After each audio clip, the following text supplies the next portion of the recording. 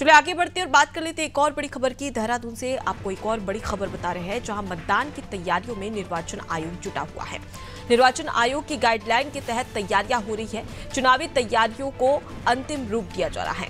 मतदान के लिए 11,729 पोलिंग बूथ बनाए जाएंगे। तो देखिए, एक और तमाम जो पार्टियां हैं वो प्रचार प्रसार में लगी है और ज्यादा से ज्यादा जनमत जुटाने की कवायद में जुटी हुई है।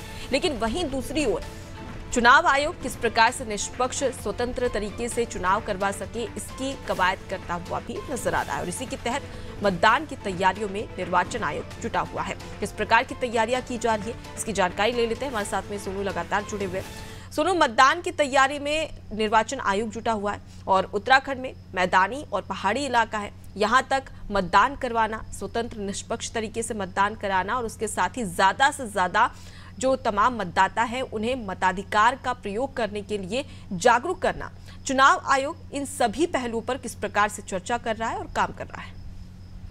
देखिए, चुनाव आयोग लगातार ये प्रयास कर रहा है कि चुनाव आयोग ने जो इस बार लोकसभा के चुनाव के लिए मतदान प्रतिशत का जो लक्ष्य निर्धारित किया है, वो किसी भी सूरत में, किसी भी हाल में, किसी भी तरह से वो लक्ष्य पूरा किया जा सके। और इसी के लिए हर संभव प्रयास किए जा रहे हैं।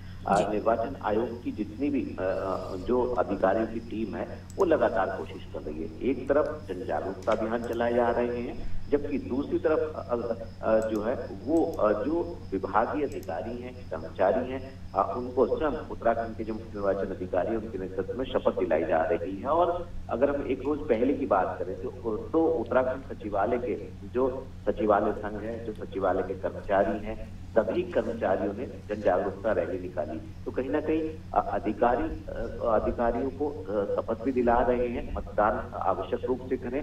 और जहां पर चुनौतियां आ रही हैं, जैसे आपने तुम इस बात को कहा कि पर्वतीय क्षेत्रों में जो मतदान है वो कहीं ना कहीं निर्वाचन के लिए एक बड़ी चुनौती है, जहां पर पोलिंग पार्टियों को काफी कई किलोमीटर की दूरी तय करने के बाद मतदाताओं के बीच में जो मतदान केंद्र है वहां पर पहुंचना होता है। तो इसकी व्यवस्था पहले से कैसे की जा सकती है, कैसे पारदर्शी तरीके से और शांतिपूर्ण ढंग से मतदान कराया जा सकता है। और जो मैदानी क्षेत्र है, जिन मैदानी क्षेत्रों में चाहे वो देहरादून का इलाका हो, नैनीताल का इलाका हो, उधम सिंह नगर का इलाका हो या हरिद्वार क्षेत्र का, रुड़की और देहरादून का विकास नगर क्षेत्र हो, इन क्षेत्रों में जो संवेदनशील और अति संवेदनशील जो मतदान केंद्र है वहां पर शांतिपूर्ण ढंग से पारदर्शी तरीके से कैसे मतदान कराया जा सकता है। और जो उम्र दराज मतदाता हैं उनके लिए जो सुविधाएं उपलब्ध कराई जानी है वो कैसे कराई जा सकती है। इसके अलावा जो विकलांग है और जो दृष्टिबाधित जो मतदाता है, ऐसे के लिए जो ब्रेल आधारित पोस्टल बैलेट भी तैयार किए गए हैं। ये चयनित कर लिया गया कि कितने मतदाता हैं, तो कहीं ना कहीं मतदान ज्यादा से ज्यादा हो सके इस पर फोकस किया जा रहा है। और ये जो तमाम प्रयास किए जा रहे हैं ये निश्चित तौर पर ये सफल साबित प्रयास होंगे, ये उम्मीद की जा रही है। अब देखना होगा कि जो लक्ष्य निर्धारित किया है निर्वाचन आयोग ने वो आखिर इस पूरे के पूरे लक्ष्य को कैसे पूरा कर पाएंगे। और जो 11,729 जो पोलिंग बूथ बनाए जा रहे हैं इन पर जो उपलब्ध कराई जाने वाली सुविधाएं हैं, चाहे वो विकलांग के लिए हो, चाहे वो गर्भवती महिलाओं के लिए हो या उम्र दराज मतदाताओं के लिए हो, उनको तय समय तक पूरा करना है। जी सुनो, सबसे पहले बड़ी रुकावट यहाँ पर आती है कि उत्तराखंड में जब भी कोई बड़ा काम किया जाता है तो कहीं ना कहीं मौसम का कहर देखने को मिलता है। ऐसे में जिस प्रकार से चुनाव होना है, हालांकि उत्तराखंड में एक ही चरण में 5 लोकसभा सीटों पर चुनाव हो जाएगा, लेकिन उसको लेकर मौसम विभाग का क्या पूर्वानुमान जारी किया गया है? क्योंकि हम देखते हैं कि लगातार कहीं ना कहीं कभी बारिश होती है तो कभी भूस्खलन जैसी स्थिति भी कभी कभी देखने को मिलती है।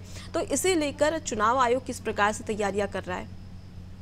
ये बहुत अहम सवाल है आपका, क्योंकि उत्तराखंड की विषम भौगोलिक परिस्थिति है और जो पर्वतीय क्षेत्र हैं, जो अधिक ऊंचाई वाले पर्वतीय क्षेत्र हैं, वहां पर अक्सर जो हमने देखा है पल पल मौसम का मिजाज बदलता रहता है। अगर हम केदारनाथ क्षेत्र की ही बात कर लें, जो केदार घाटी है, तो अक्सर दोपहर के बाद वहां का मौसम का मिजाज बदल जाता है। और ऐसे में जब आप अधिक ऊंचाई वाले पर्वतीय क्षेत्रों में मतदान केंद्रों में मतदान कराने के लिए जो कर्मचारी और अधिकारी तैनात किए गए हैं उनका संरक्षण भी आवश्यक है और जो मतदान का प्रतिशत बढ़ाने का उद्देश्य है उसको पूरा करना भी कहीं ना कहीं संकल्प जो है वो निर्वाचन आयोग का है। तो ऐसे में एक चुनौती जरूर है, लेकिन इसी के लिए एक रणनीति बनाई गई है और जो व्यवस्था है उनको व्यवस्थित किया जा रहा है। जागरूकता के साथ साथ जो व्यवस्थाएं हैं और व्यवस्थाओं के साथ साथ जो वैकल्पिक व्यवस्था हो सकती है, जो रिजर्व तौर पर जो है व्यवस्था हो सकती है, चाहे वो कर्मचारियों की तैनाती हो, चाहे वो संसाधनों की व्यवस्था हो, इन सभी को व्यवस्थित किया जा रहा है। और ये कोशिश की जा रही है कि जो मौसम के लिहाज से जहां पर चुनौती आ सकती है, इस चुनौती से कैसे निपटा जा सकता है। और मौसम विज्ञान केंद्र का जो पूर्वानुमान है उसको एक बार फिर से ये अपडेट किया जाएगा कि जो 19 तारीख का दिन होगा, जो 19 तारीख को मतदान वाला दिन होगा, उस दिन आके पूरे के पूरे उत्तराखंड के मैदानी क्षेत्रों से लेकर पर्वतीय क्षेत्रों तक मौसम का मिजाज कैसा रहने वाला है, और उसी के अनुरूप जो व्यवस्थाएं उनको व्यवस्थित किया जा रहा है। जी बिल्कुल, तो मैं लौटूंगी आपके पास में सोनू, आगे भी आपसे खबर पर अपडेट लेंगे। तो देखिए, मतदान को लेकर निर्वाचन आयोग पूरी तरीके से तैयारी कर रहा है। युद्ध स्तर पर मतदान आयोग कहीं ना कहीं तैयारियों में जुटा हुआ है और इसी के तहत गाइडलाइन भी तैयार की जा रही है, जिससे कि 11,729 पोलिंग बूथ बनाए गए हैं और इन पोलिंग बूथों पर सही व्यवस्था हो, जो मतदाता है उन्हें किसी प्रकार की कोई परेशानी ना हो, इसका ख्याल भी यहाँ पर निर्वाचन आयोग रखता हुआ नजर आएगा।